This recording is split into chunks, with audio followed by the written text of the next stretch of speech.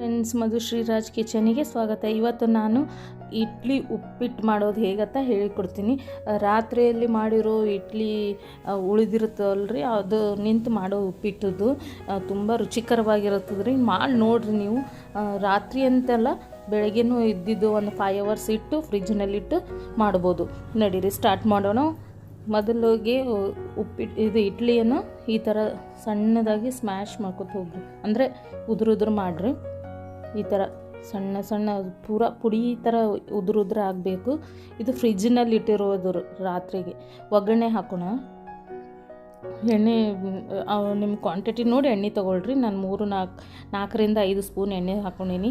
ಅದರಲ್ಲಿ ಸಾಸಿವೆ ಜೀರಿಗೆ ಹಾಕಬೇಡ್ರಿ, ಸಾಸಿವೆ ಹಾಕ್ಕೊಳ್ರಿ.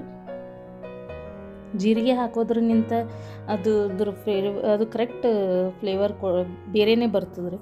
ಕಡಲೆಬೇಳೆ 1 ಸ್ಪೂನ್ ತೊಗೊಳ್ರಿ. ಚಂದ ಫ್ರೈ ಬ್ರೌನಿಷ್ ಕಲರ್ ಆಗಿರ್ಬೇಕು ನೋಡಿರಿ. ಫ್ರೈ ಕಡಲೆಬೇಳೆ ಆ ಥರ ಬ್ರೌನಿಷ್ ಕಲರ್ ಆಗಬೇಕು.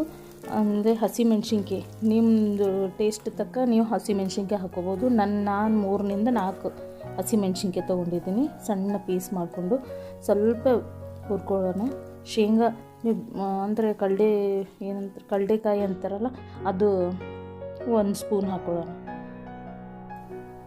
ಈ ಥರ ಸ್ವಲ್ಪ ಬ್ರೌನಿಷ್ ಟೈಪ್ ಆಗಬೇಕು.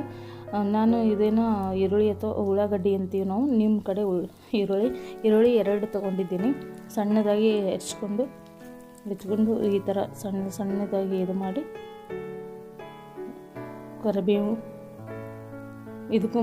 ಕರಿಬೇವು ಕೊತ್ತಂಬರಿ ಹಾಕಬಾರ್ದು. ಕೊತ್ತಂಬರಿ ಸೊಪ್ಪು, ಕರಿಬೇವು ಸೊಪ್ಪು ಹಾಕಬೇಕ್ರಿ.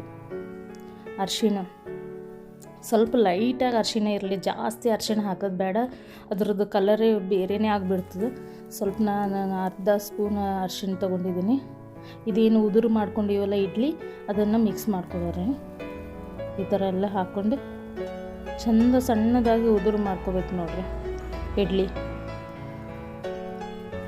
ಚಂದ ಮೇಲೆ ಕೆಳಗೆ ಹುರ್ಕೊಂಡು,